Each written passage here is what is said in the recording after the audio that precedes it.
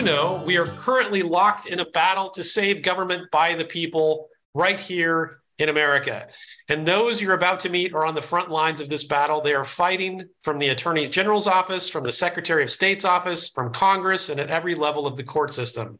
These are the defenders of democracy. Let's dive right in.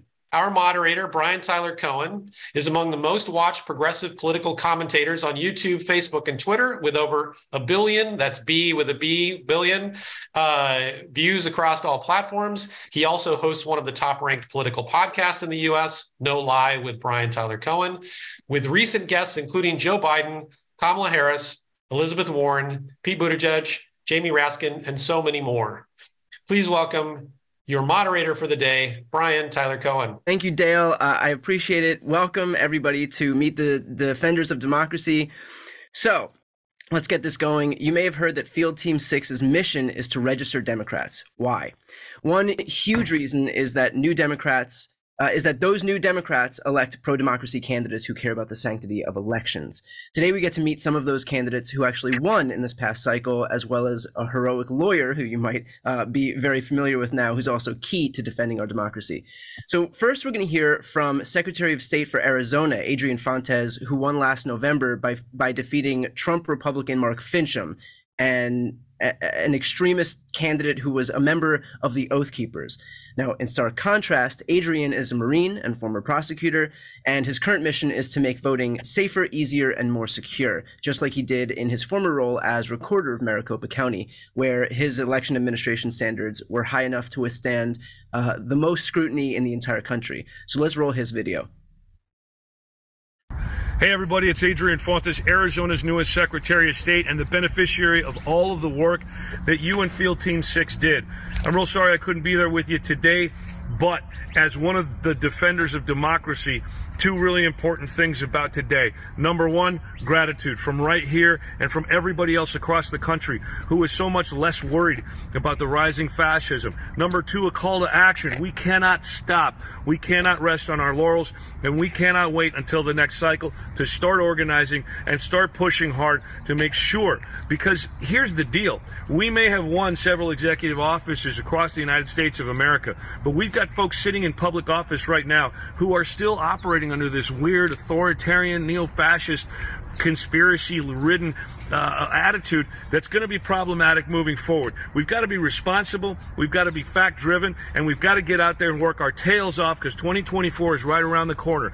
I'm Adrian, Arizona's newest Secretary of State. You're going to have an amazing panel coming up, including my good friend Jocelyn, Benson, the Secretary of State from Michigan, and others. Enjoy. Thank you, Field Team 6. Have a great day. Awesome. Adrian is such a superstar, and I love the walk and talk toward the camera. Okay, so before we start our discussion, we have one more hero joining us via video, and that's Congressman Adam Schiff.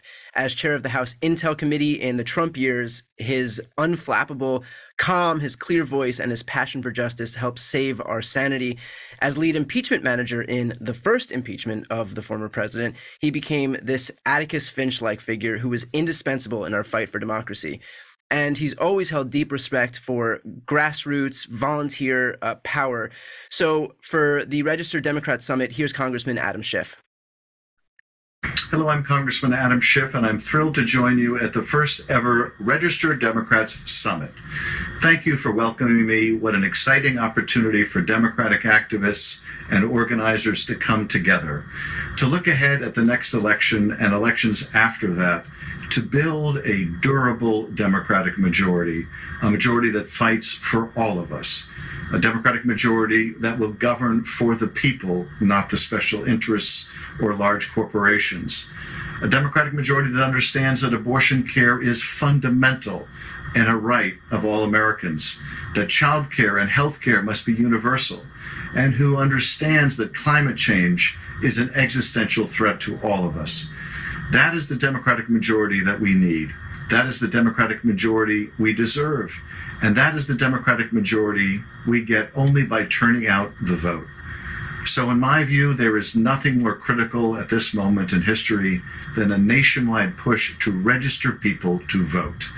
And I want to thank Field Team 6 for bringing us all together and for work they've done to register more than 1.5 million people to vote since 2019. And thank you to every single person and group at this summit whose tireless work, knocking on doors and writing postcards and registering voters, ensure that we elected Democrats from the school board to the White House. When all the political prognosticators said Democrats were headed for a wipeout in the last midterm election, you showed up. You built a movement that elected 24 Democratic governors, expanded a Senate majority, and protected many of the Democrats critical to winning back the House in 2024. You did that.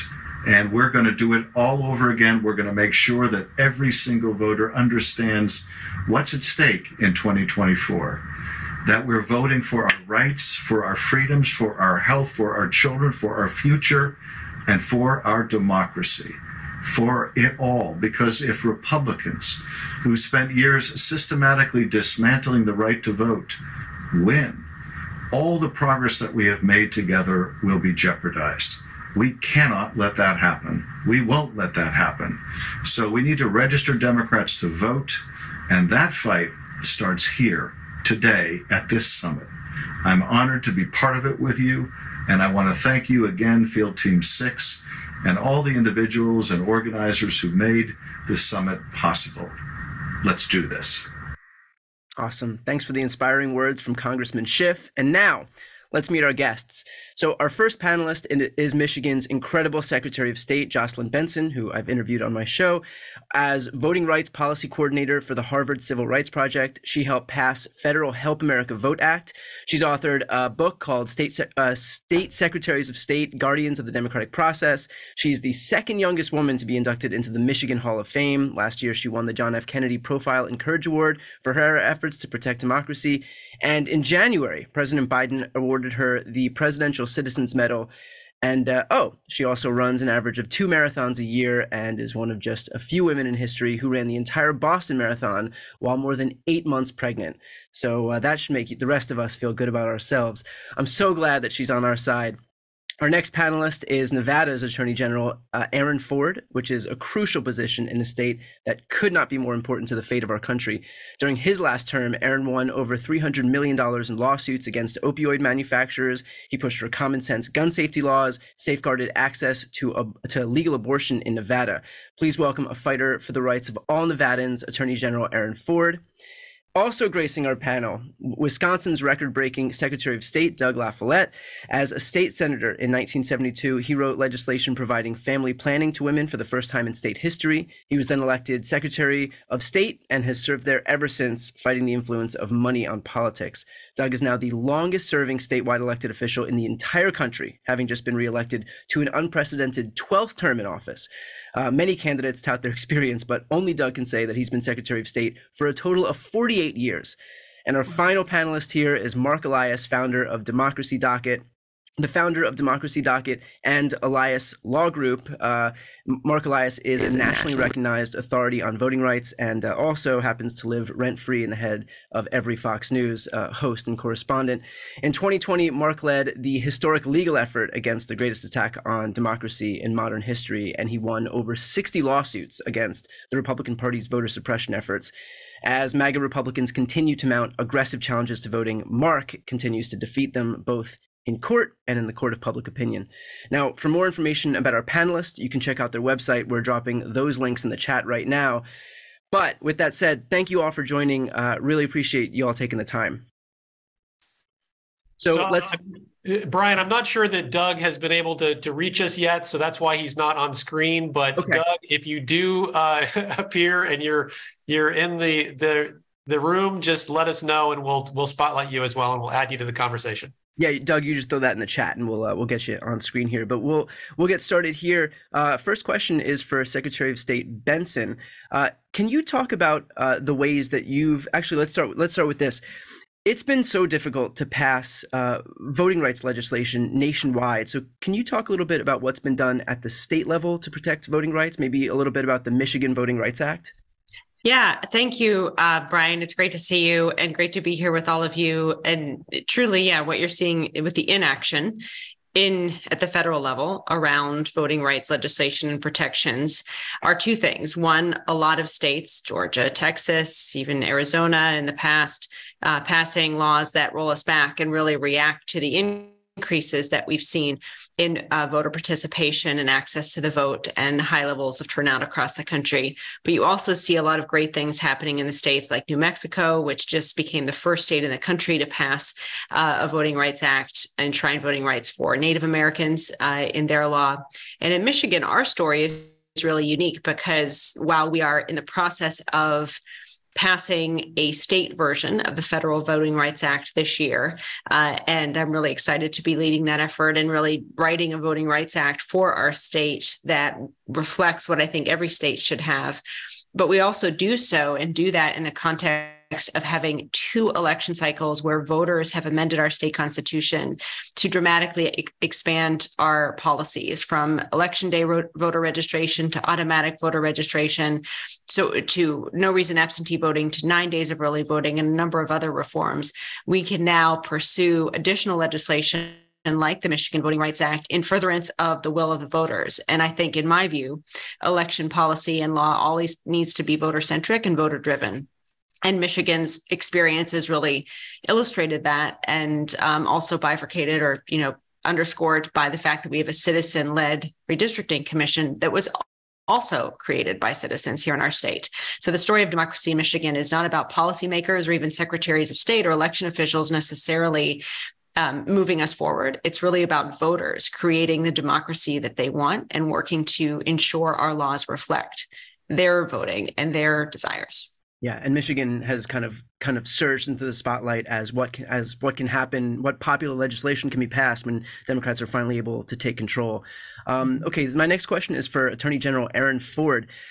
Can you discuss a little bit how you, in the position of an Attorney General, can fight to defend democracy? Like, what specifically can an AG do to protect voting rights and to fight against gerrymandering?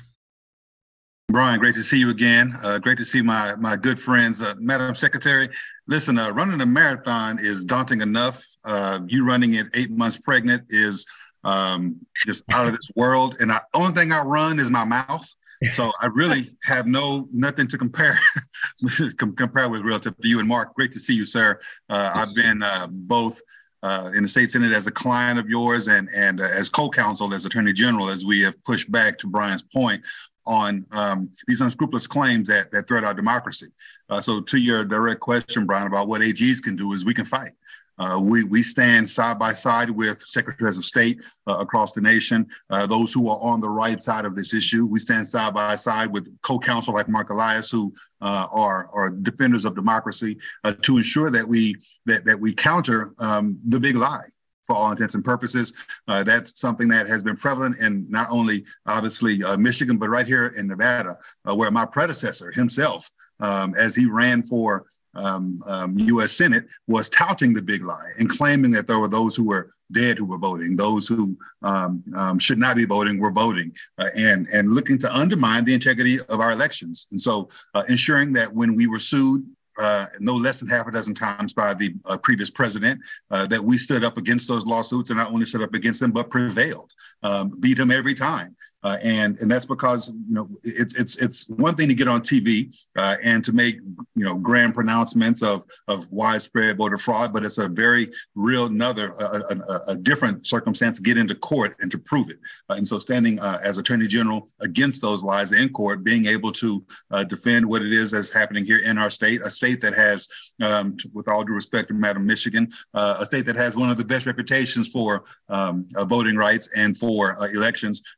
That's what Attorneys General can do. I've worked with Dana Nessel there in Michigan to ensure that we push back on the 20 or so Attorneys General, Republican Attorneys General, who sued other states trying to disenfranchise their residents and their citizens. And that's part of what we do, not only individually, but collectively. I just recently won my re-election against an individual who was a pseudo election denier, so to speak.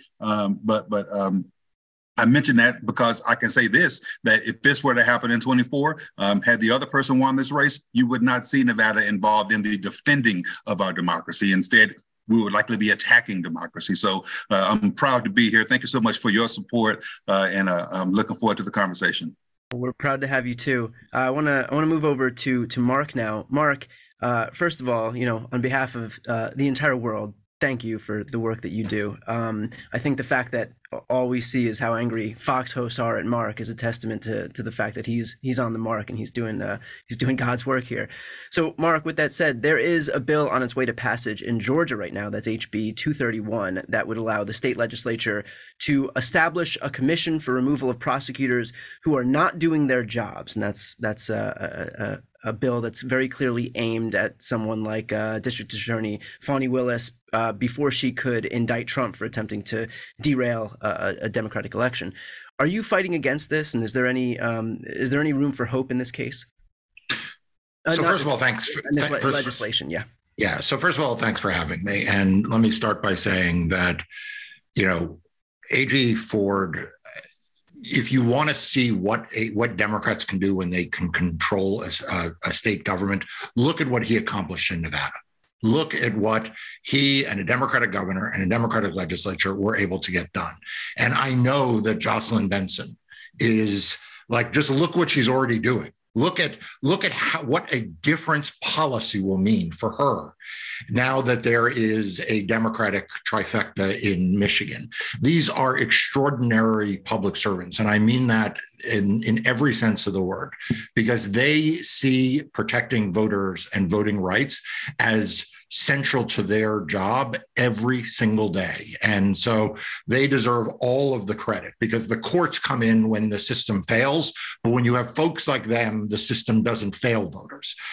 In terms of what we're seeing in Georgia, look, we are still fighting the remnants of the big lie that started really in advance of the 2020 election, right? We started hearing nonsense about election security, about vote by mail out of the Trump campaign in 2019, and then before the election in 2020.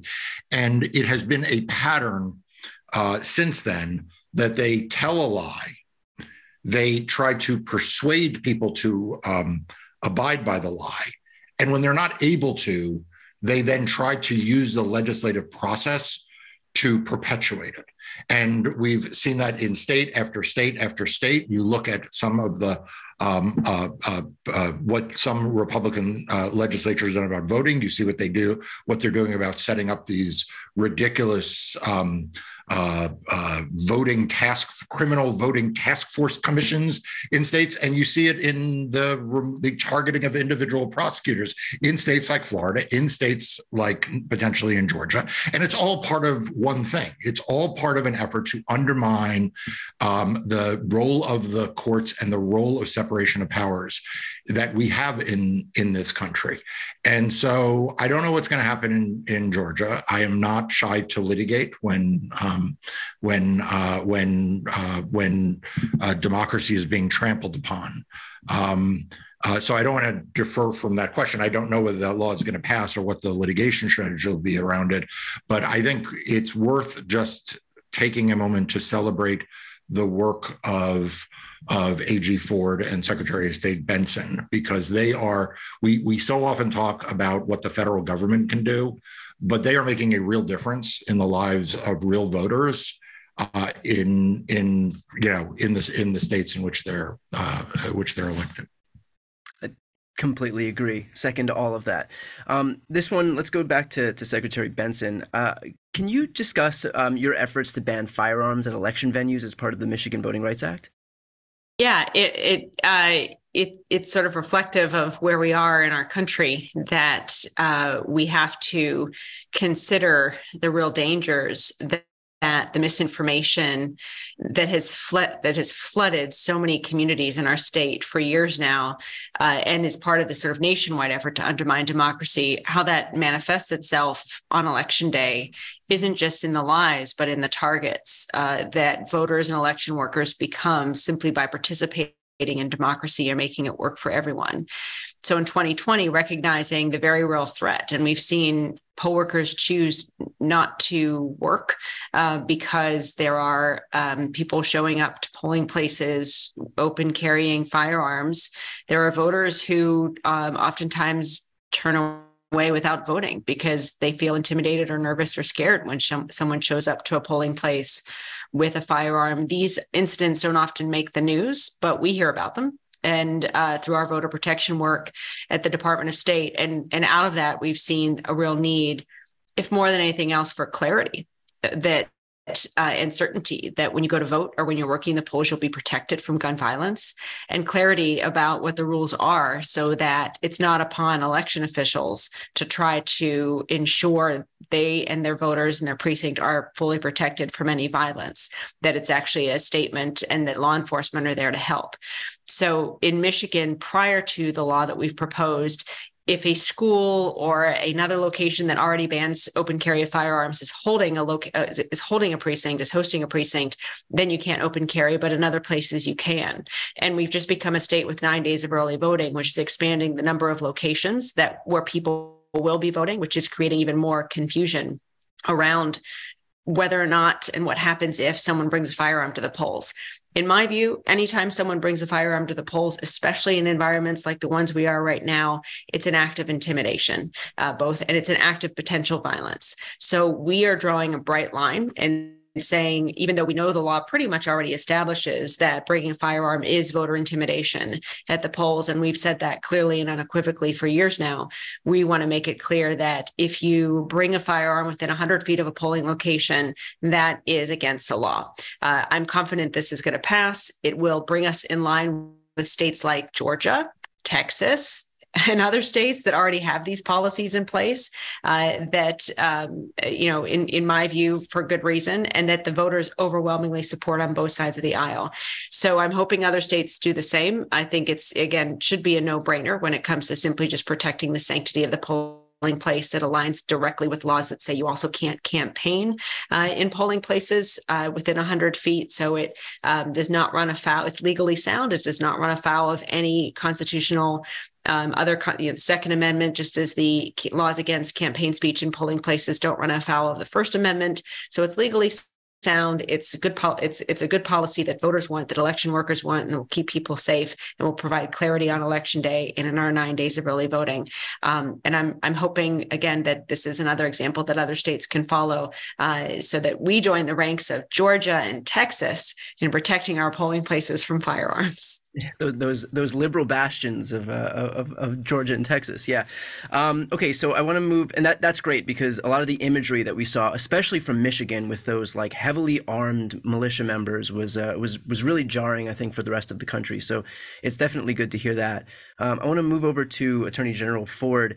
You had mentioned when you were speaking previously about your efforts to join that coalition of 23 other attorneys general to oppose that lawsuit by Ken Paxton in Texas that would urge the Supreme Court to overturn Biden's win in Georgia, Michigan, Pennsylvania, and Wisconsin. Can you talk about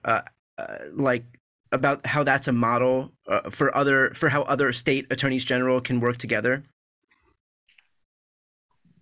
Absolutely. And you know, it wasn't the first time that we as Democratic Attorney General worked together. We have made it a practice, a very common practice, to meet, to discuss, to strategize, and to work together to push back on election-related issues and to stand up for democracy. So when Dana Nessel and when Josh Shapiro and when others who were under attack at that time reached out to our fellow attorneys general, it was a foregone conclusion that we would actively get engaged and push back. Again, I mean, I loved something that Dana Nessel, incidentally, the AG from Michigan, said when she was on, I'm sure it wasn't Fox, but whatever station it was on, in response to what Ken Paxton was doing. She said, you don't have to come up here to disenfranchise my voters. You're already doing that to your own voters, right? Something I'm paraphrasing, right? And to be sure, it's not great to be disenfranchising voters anywhere, but her point was, this is not your business. We have, you know, great elections, fair, free, open, and accessible elections that render accurate results. And so we utilize that opportunity to push back, to stand together as an organization of Democratic attorneys general to defend our fellow brethren and sisters in this particular fight. But we do this in other things as well. I think you heard Mr. Schiff talk about fights in the abortion arena. We stand together for that particular freedom. We stand together for freedom as it relates to our rights as states to enact policies to protect us from gun violence. We stand together in environmental issues. We are, in fact, the Justice League. I know that's trademarked elsewhere, Marc, so don't get me in trouble around this. But we are, in fact, the Justice League. Any justice you think of, and I've said this on the campaign trail, any justice you think of, we stand for. Criminal justice, environmental justice, gender justice, racial justice, you name it, reproductive justice. We are the ones who stand together as a collective group to push back on these things, and it's a great model, I think, for other organizations as well. Just to push into that a little bit more, I know that there is a burgeoning issue right now of different states trying to restrict the access of like on-demand reproductive healthcare medication like mifepristone. And, we saw Walgreens get dragged into this fight where they had suggested that they wouldn't be offering mifepristone, or I don't know if it was that specific drug, but they wouldn't be offering reproductive prescription medication, even in states where it's legal to get it. How is that fight panning out right now, and how are attorneys general basically working together to make sure that medication that remains legal isn't chilled by efforts by Republican operatives and Republican politicians to take it off the shelves, even where it shouldn't be? Well, listen, there are a few answers to that question, Brian, because there are a number of different parallel tracks that are occurring at the same time on the Democratic side of things. Working with, I saw someone in the chat talk about their AG, Bob Ferguson in Washington. We're working with Bob, and we're working with Ellen Rosenblum out of Oregon, and we have sued our friends, the FDA, the current administration, over some restrictions they have relative to the prescription drug, Miffy, as it's called. So we're pursuing that because we anticipate down in Texas, the lone judge in Amarillo who's entertaining this may very well say the FDA can no longer authorize the distribution of this very important abortion drug. And so we're working together on that side affirmatively to try to address that issue. The other answer, unfortunately, is that Republicans are winning at some level because they have, in fact, frightened at least one major drug chain into saying that they would now be offering this particular drug in certain states. And look, I understand that there are claims of nuance associated with this, but let's be clear. Democratic attorneys general believe in this freedom, and we are going to look at every way that we can to continue to push back against those who are undermining this freedom. It won't, to be sure, stop Republicans from doing silly stuff. They did it in the electoral context. They do it in the environmental context, and they're doing in the reproductive freedom context. And so we have to recognize that it's a perpetual battle that we have to stay ready to fight. Well, thank you for being a part of that fight. I want to move over to Secretary of State Doug La Follette. Thank you for being here. Glad you could make it. Quick question for you is, can you talk about the efforts by Wisconsin Republicans to transfer election administration to the Secretary of State's office and why you're opposed to that? Okay. Well, there's a lot going on in our poor state at the moment. Just a little brief introduction to the situation, if you don't mind. Our biggest problem, of course, is we have a very right-wing Republican legislature, and in the last couple of years, they've sent a great number of election-related bills to the governor to restrict elections. The governor vetoed them all. In the last election, thank goodness, that Democratic governor was reelected. So he will continue for the next 4 years to veto these Republican efforts at restricting the voting. The second thing going on is we have a big election happening on April 4th for the Wisconsin Supreme Court. The court is currently balanced 4-3 to the Republican thinking. We have a very good candidate. The Republicans have a jerk candidate, one of the Trump expert people. You can look it up if you want. So we're working very hard right at the moment to make sure we elect the Democratic woman who's running for Supreme Court. If she wins, we will have a 4-3 Democratic thinking Supreme Court, and we'll be able to deal with a lot of issues, including gerrymandering and a few other things which will be very important. As far as your question, during the last election, to be quite candid with everybody, I was thinking about retiring back in February, about a year ago. But I decided that because the Republicans were trying to take over secretaries of state in a number of places, and we had a Republican candidate running here who wished to transfer the election responsibilities to the Secretary of States. Just kind of for background, at the moment, I have no power about elections except to certify the electors that go to Washington after the presidential election. We have an election commission. Many years ago, we had an election board of 5 retired judges. That was a very good system. It worked very well. But then the Republicans got angry at that board and they changed it to a commission, which now has Democratic and Republican members. It's been more problematic, but it still keeps it somewhat out of the political realm.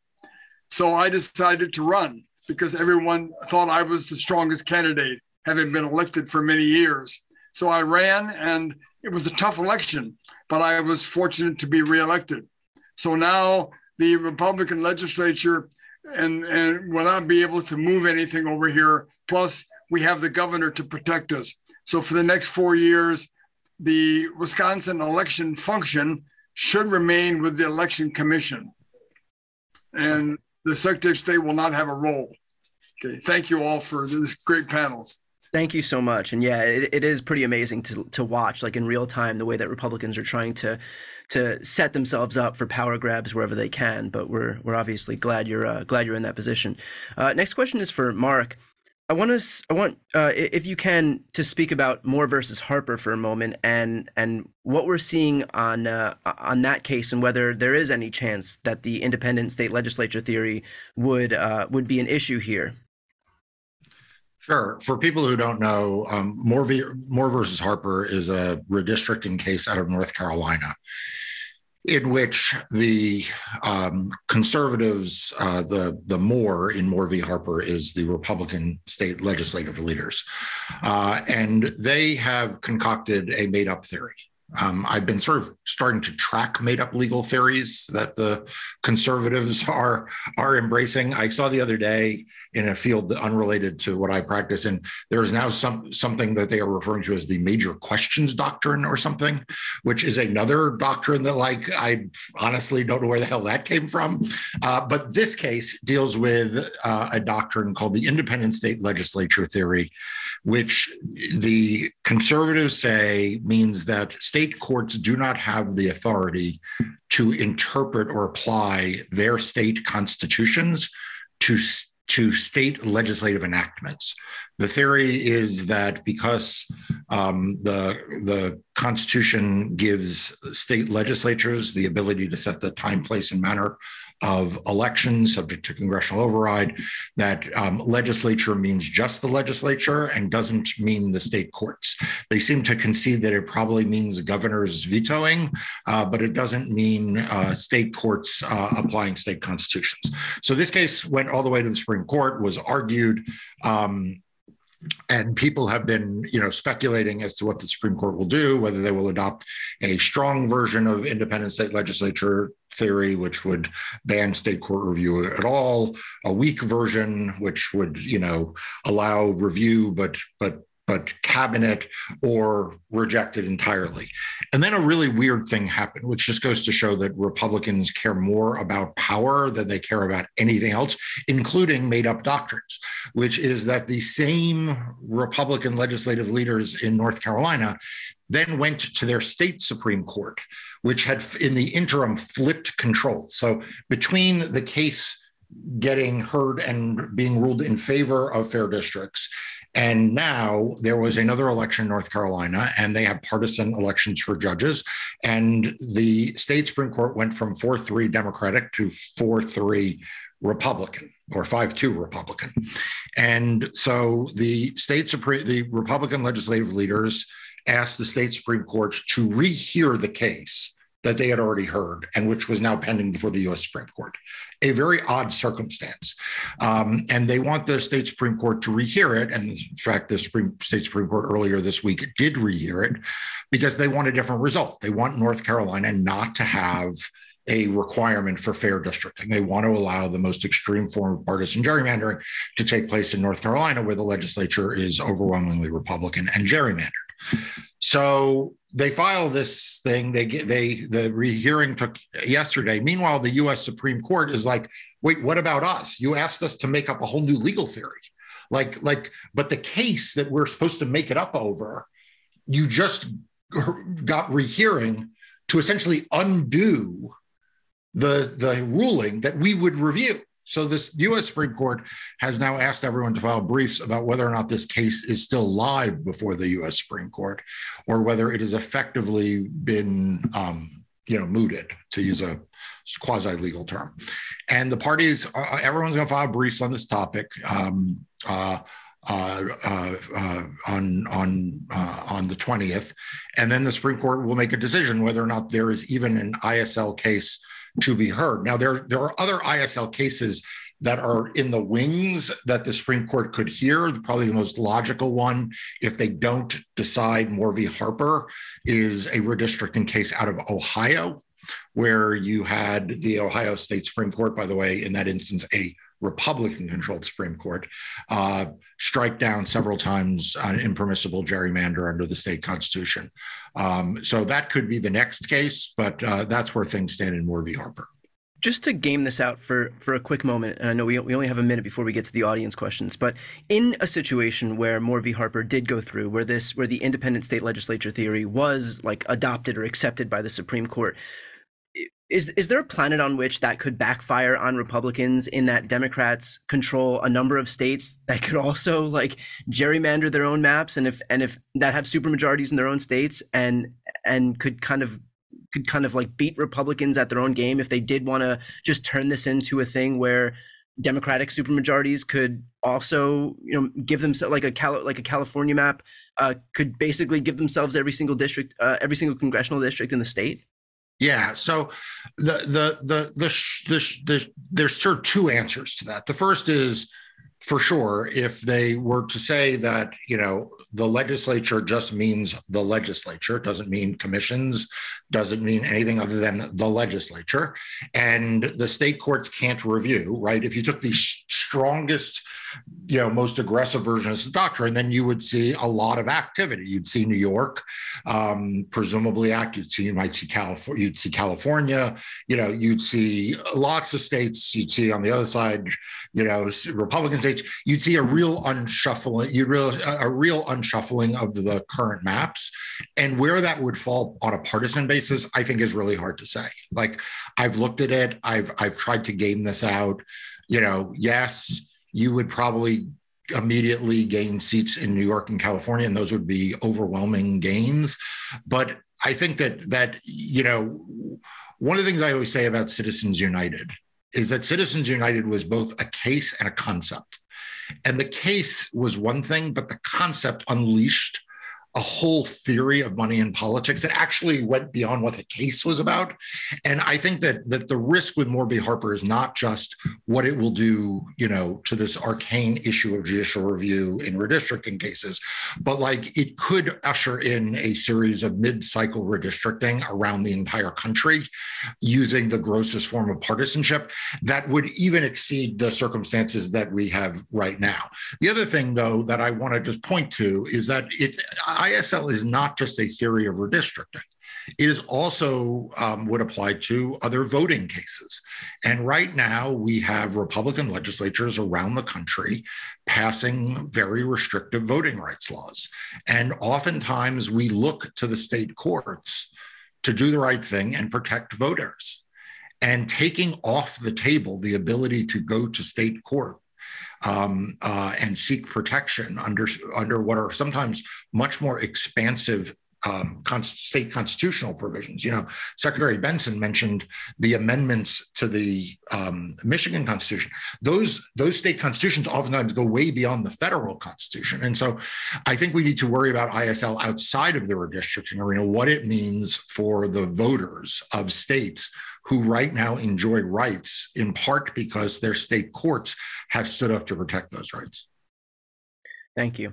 Okay, so at this point, we're going to get some questions from the audience. We have about a little over 10 minutes, so please throw your questions for the panelists into the chat. We have a number of questions, obviously, for Marc, but please also throw some questions in there for the Secretaries of State and the Attorney General. So while you do that, the first question is for Marc, and that is that we have maps here in Louisiana that are currently being heard in courts. What's the likelihood that the Supreme Court strikes our maps down, and what's the likelihood of getting fair maps here in Louisiana? Yeah, so there are actually two U.S. Supreme Court cases pending right now in the voting arena. One is the Moore v. Harper case that involves the independent state legislature doctrine. The other is out of Alabama. It's Merrill versus Milligan. In full disclosure, and I should have said that about the first case, my law firm is involved in North Carolina in representing the people who wanted fair maps, and in Alabama, we represent the folks who want a second VRA district. That case in Alabama is currently pending before the Supreme Court over how the U.S. Supreme Court will interpret the Voting Rights Act, the portion of the Voting Rights Act that was not affected by Shelby County, the portion of the Voting Rights Act that Chief Justice Roberts assured us all, in his opinion, still had full vitality on a nationwide basis. Well, guess what? That section of the Voting Rights Act is right now up on review before the U.S. Supreme Court. Why is that important? It's important, obviously, for Alabama, but it's also important in Louisiana. My law firm also sued Louisiana and won a second VRA district in Louisiana, just as we did in Alabama. That case has now been appealed by the state of Louisiana to the U.S. Supreme Court, and that case is being held by the court pending the outcome of the Merrill versus Milligan case out of Alabama. So what they do in Alabama in that Voting Rights Act case will have dramatic impact around the country, but it will have a direct impact in Alabama, Louisiana, and Georgia, because Georgia is the other state where the Republican drawn map violates the Voting Rights Act. And the courts are just waiting in those other two states to see, or not waiting, that we're all waiting to see what happened in the Alabama case. Okay. Next question is for Attorney General Ford. How concerned are you about Nevada's new awful governor, Lombardo's ability to do things unilaterally that would hurt the Silver State? Would you be able to counter those things in court? Well, at this juncture, I'm not hyper concerned about the governor's ability to do anything in this particular arena. We have the fortunate circumstance of having a democratically controlled legislature that won't be sending him, in my estimation, anything that undermines this important right to vote. They have asked for, in the State of the State speech, the governor asked for voter ID laws. He asked for laws that would roll back a mail-in ballot laws and things of that sort, universal mail-in ballot laws. And he's not going to get any of that, from my estimation, to even be able to consider, let alone sign. And in terms of his ability to issue executive orders that relate to this type of important right, if he oversteps, look, he's my client. Let's be clear. I'm the Attorney General for the state, and he's my client, but I'm the people's lawyer in the first place. And to the extent there are actions that conflict with constitutional rights in our state, under our state statute or otherwise, I will be the person who has to defend those, although I'm sure that Marc Elias might make an appearance as well. That said, we have a Democratic Secretary of State as well, who I think is going to be intimately and actively engaged in protecting the right to vote in this state. And that is his constitutional mandate and statutory mandate as well. So, I feel fairly confident that at least for the next few years, we're going to be standing in tall cotton when it comes to being able to protect our right to vote. Great. This one is for Secretary Benson. How can we make voters realize the importance of other elected offices like state and AG? Well, I think we have seen in states where truly democracy has been on the ballot, in Nevada, in Arizona, in Michigan, over this last cycle, there was a clear choice for voters between people who believed in democracy and people who didn't. That when voters were presented with that clear choice and given a sense of the impact of their vote, with their vote, they'd be able to elect someone who would protect their votes in the future or someone who wouldn't. That really amplified and elevated these races that typically don't get center stage, to the point that in many states, secretaries of state got more votes than the gubernatorial candidates in Arizona and Michigan. So that, I think, shows that if it's made clear and aggressively to voters the impact of their votes in these races, then voters will respond and embrace and prioritize these offices. So we have got opportunities in the future. My frustration is really kind of and Marc referenced this earlier, the imbalance between our focus on federal elections and Congress and the Senate, where we've seen like a lot of inactivity, versus the actual changes that are happening in states like Michigan, like Nevada, when you invest not just in Secretary of State and AG races, but gubernatorial and state legislative races as well. The right has figured this out. That's why there's cases around legislative redistricting and efforts to control that and gerrymandering in those states for state legislatures. The left and Democrats have now started to embrace that and focus on that more. And we're seeing the results, like in Michigan, where you had our messaging in Michigan in 2022 emphasized the fact that from a state House race to the gubernatorial level and the state Supreme Court level, everything mattered if we wanted to vote in furtherance of our fundamental rights, freedoms, and protecting our democracy.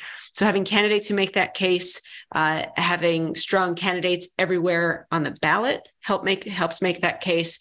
But we also need help to really just emphasize that so much gets done in the state proactively and regressively, that if we all spend the same amount of time focusing on those races that we do on Senate and congressional races, financially and otherwise, then I think we'll see a shift in more, in my view, progressive changes at the state level, and more states leading, like Michigan has been able to do, like Wisconsin is potentially able to do, if you get that more focus on the Supreme Court and Secretary of State and AG races, like Arizona has done.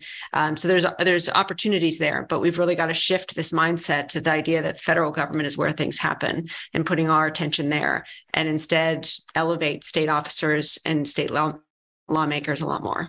Yeah, and it's a shame that it took something like Roe being overturned, for example, to get people to pay attention to what Republicans have been paying attention to and investing in for more than a decade. But I mean, we are here now, and also with this Wisconsin Supreme Court seat up for grabs, I think that the fact that so many people are paying attention and know the difference between Dan Kelly and Janet Protasewicz is a testament to the fact that people recognize that the states are where it's at.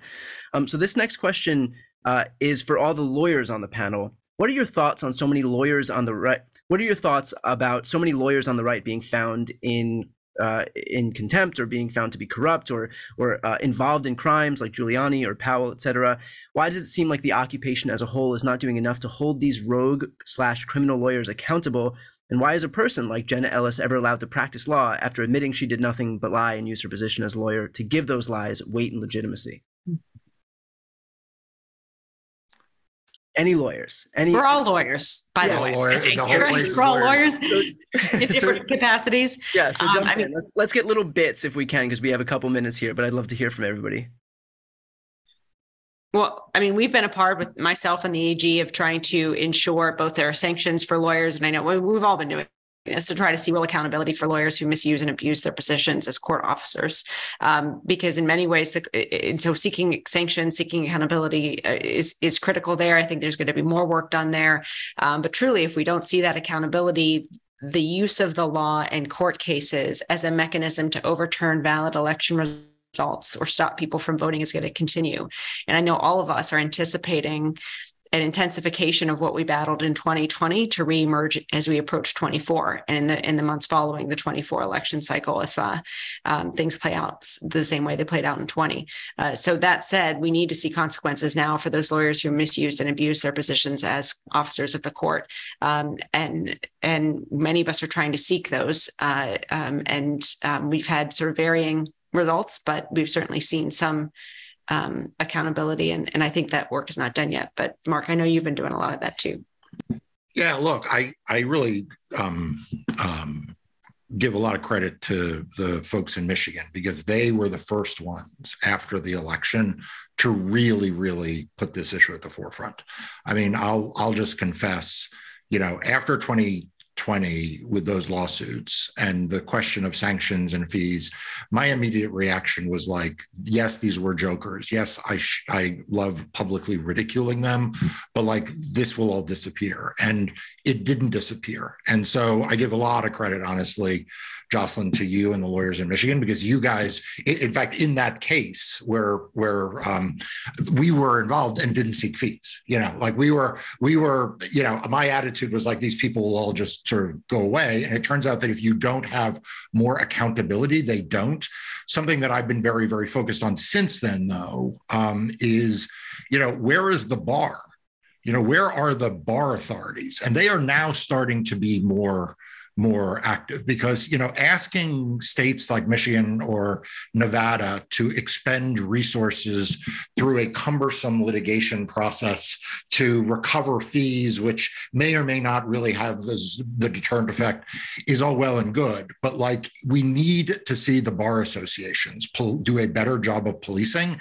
And it ought to be disqualifying to being a lawyer if you are trying to disenfranchise voters. Like, being against democracy should be the same as stealing client funds. Like, you shouldn't be allowed to be in favor of authoritarianism. So I think we're starting to see more of that among the bars themselves. And I would encourage both the Secretary of State and the AG that where they see that behavior, to report it to the relevant bar associations, because obviously referrals coming from the government are always greeted with seriousness. And Attorney General Ford, do you want to have the final word here? Yeah, I can't add much more to what's already been said. I mean, we do have bar complaints that have been filed against some of the individuals in our state that have attempted to undermine the integrity of our elections by lying in court pleadings about issues. And so I'll leave it to the judicial branch and the bar in order, to address those particular issues. Dana Nessel wasn't playing. I mentioned Dana 3 or 4 times from Michigan. She wasn't playing. She went after these folks, and she's prevailed in some. It's been hit or miss in some other states. But at the end of the day, it's going to be up to the bar associations and to the judicial branch to deal with these issues.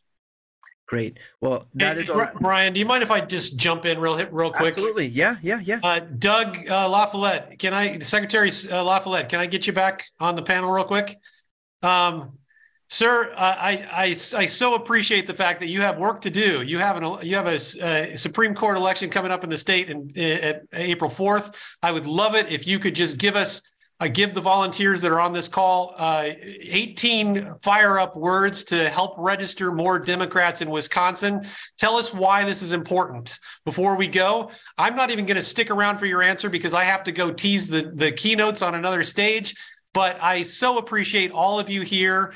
Thank you so much. Thank you, Brian. I'm gonna go, but I'm gonna watch this recording later. Doug, I appreciate you being here. Marc, appreciate you being here. Jocelyn, Aaron, Brian, I love you all. Thank you so much. Wisconsin, April 4th. What do we need to do to register more Democrats there? Doug, go. Well, I think it's the standard plan. You got to knock on their doors and explain to them how important it is. I think my target audience would be the so-called suburban woman, because this Supreme Court case is going to be critical for the right of women to make their own healthcare choices. Because Wisconsin has a law that goes back to like 18, who knows what. And that law basically bans abortion, period. And that law has now, quote, gone into effect, except our Democratic Attorney General is making an effort to kind of slow that down a little bit. But the Supreme Court decision will be critical because they will make a decision as to whether that 18-something or other law is valid or not. And if they say it's not valid, then we'll be able to proceed a little more safely. So that's who I would target. Other than that, I would target young people who have just passed the 18 and 19-year-old who have not thought about registering, and they may have even missed the presidential election, but now we want to make sure they get registered for this Supreme Court race. It's going to be tough. Wisconsin is very much divided, like maybe Michigan maybe have the same situation. We have the more progressive urban Madison, Milwaukee community, and then we have the northern part of Wisconsin, which turns out to be much more conservative. And there's been a lot of work done by Republicans in the last couple of years to work in that conservative rural area, and they've been effective. And we have to get into that rural area and make sure people understand that they can vote Democratic and give them some good reasons. So that's my best answer to the question. Well, thank you. We appreciate it. And just to reiterate to everybody, this race is the whole thing. I mean, we have the benefit right now, whereas our attention was spread in 2022 between every state legislature, every congressional seat, a bunch of Senate seats, and on and on.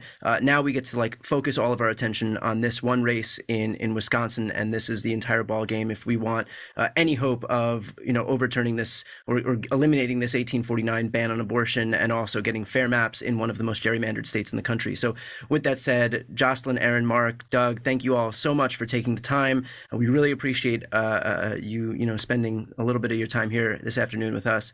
And for everybody watching and listening, we also appreciate you being here. Thank you so much. And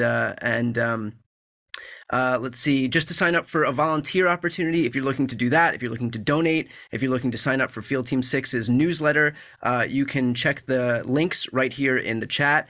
There are 19 days left until the Supreme Court election in Wisconsin, so let's make every day count. If you'd like to stay on top of my stuff, you can check my channels as well on YouTube. So with that said, it's time for everybody to head back to the Zoom main stage for the next two amazing keynote speeches and the screening of the groundbreaking America Needs a Queen. So the link to the main stage is in the chat right now. We have a whole bunch of fun still coming up today. We have comic Paula Poundstone, New Mexico hero Representative Gabe Vasquez, newsletter editor Robert Hubel, and even more with me. I'm on the social media panel coming up, so we'll see you on the main stage. Thanks, everybody.